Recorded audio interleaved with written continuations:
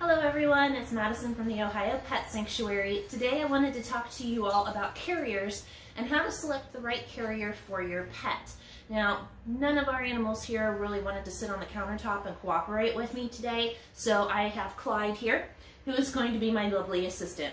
Clyde is roughly the same size as a 9-ish to 10-week-old kitten, which oddly enough is about the same size as your average guinea pig. So hopefully size-wise, he'll give you a good idea of what you're looking for your pet. Rabbits can be a little bit trickier because of the size variance, so you can adapt this based on the size and comfort of your pets. Now the first thing I want to talk about is the size of the carrier, because we see all kinds of sizes coming in and out and through these doors, and there is such a thing as too big of a carrier. I know most people want to think, I want to put my cat or my rabbit in something big, something that they're going to feel comfortable in, something they can move around and lay in, but there is such a thing as just too big of a carrier. Now we get a lot of them that'll come in carriers roughly this size. This is a great size for, like, say, Bacon. Bacon is a 21-pound cat that we have here at the shelter. It's also a great size for something like a Bichon or a small poodle. But your average small cat, guinea pig, or small rabbit, it's really not a good idea to have them in a carrier this big. And I'm going to show you why. So the idea of a carrier is not just to confine your pet while they're in the car. You don't want your animal to be running loose, it gets spooked, it runs underneath of a seat. Unfortunately, I've seen where they have gotten up underneath of brake pedals before. People went to hit the brake, hit the cat's tail, things like that. So the idea is to keep them confined in something safe. The problem when you get a carrier that is too big is they're not going to be able, this one opens this way, they're not going to be able to stop themselves from sliding around. So let me turn this way.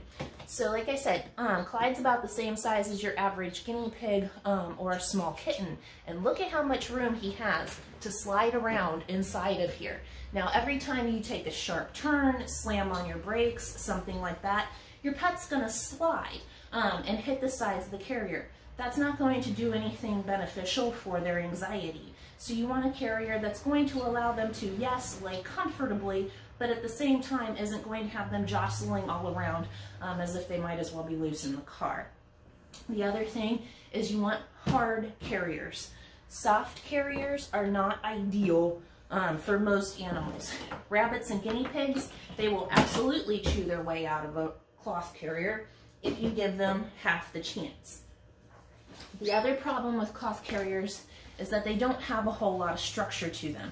So there is nothing stopping them from having this collapse on them while they're in the vehicle or anything like that. You also run into problems with, and I see this at least once a week, where you've got a cat in one of these carriers and they start rolling it because there's almost no structure to it.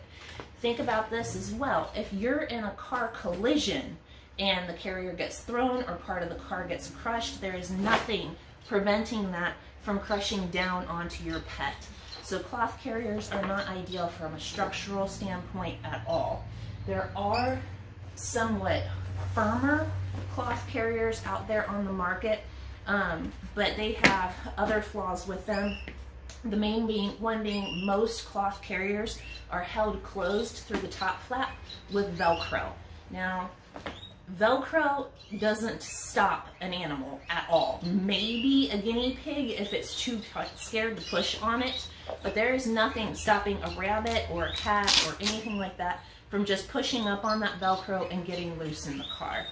So you don't want cloth carriers that have no structure.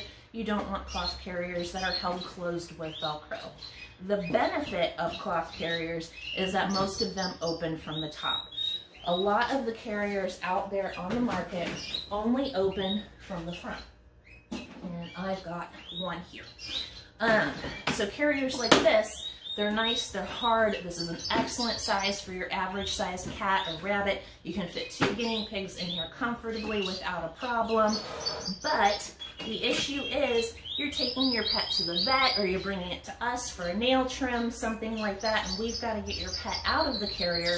Now we have this adorable little 2-pound animal who has this coming directly at their face through their only means of escape. So a lot of times animals will react to that fear, that being cornered. And a lot of times they may react violently. Cats, you know, a normally docile cat does not want something that's blocking its only escape route when they're in an environment where maybe they hear other animals who are upset or they smell other animals are upset. They've just had a long car ride that's been stressful. So you ideally do not want a carrier that only opens from the front. You're going to want one that opens from the top.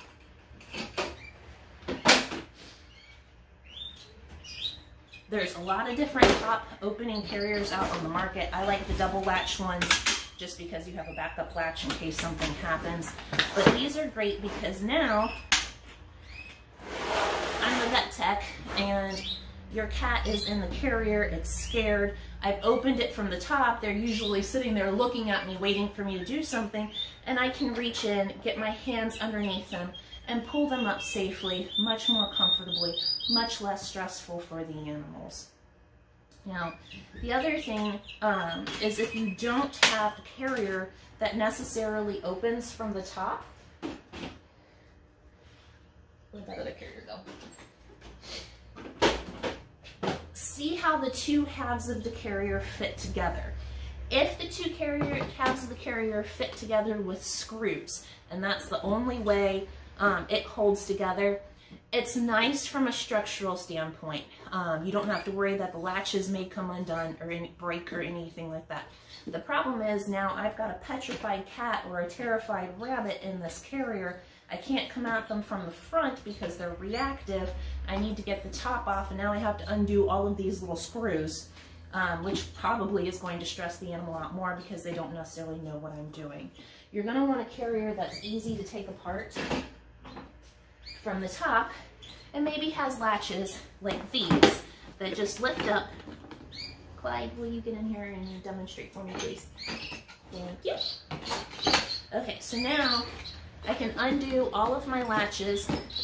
Hopefully it's got a latch in the back. This model does not. But I can undo all of my latches, lift up from the top. Do I still have a latch on? Oh, here. Lift up from the top. Hopefully it goes a lot smoother than that. I've not worked with this carrier before.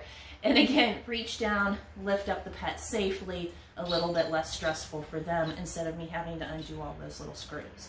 Now I know one of the main reasons people like cloth carriers is because they're easy storage.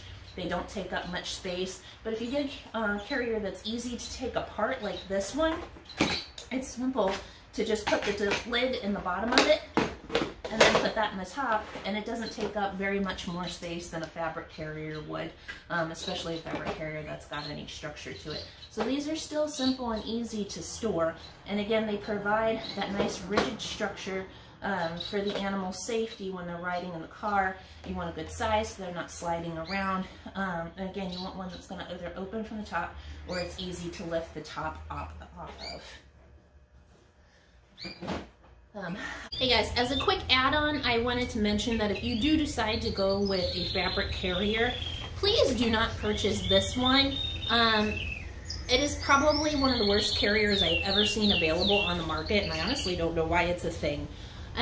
It's designed to be easy to store and collapse, which is great theoretically, until you realize the fact that it is designed to not be structurally sound in any way, shape, or form on purpose. It only has one door, and that is in the front. And if you can look at the top here, there is no handle. So the only way to carry this thing is either by gripping the sides and holding it with both hands, squishing it over the animal to hold it with one hand, or sticking your fingers in the bars with a potentially angry, possibly dangerous animal that is very upset. There is also nothing solid in the bottom either, so your animal, when you do lift up, is going to sag down through the bottom. So please, for the sake of your pet and all humans involved, do not buy this thing. I hope that answers any questions that you may have. If it doesn't, please feel free to reach out to us by email at mailbox@ohiopetsanctuary.com, or you can reach out to us by phone at 513-388-9998. And please feel free to visit our website and share this with any pet owners you think might need it. Thank you very much. Have a good day.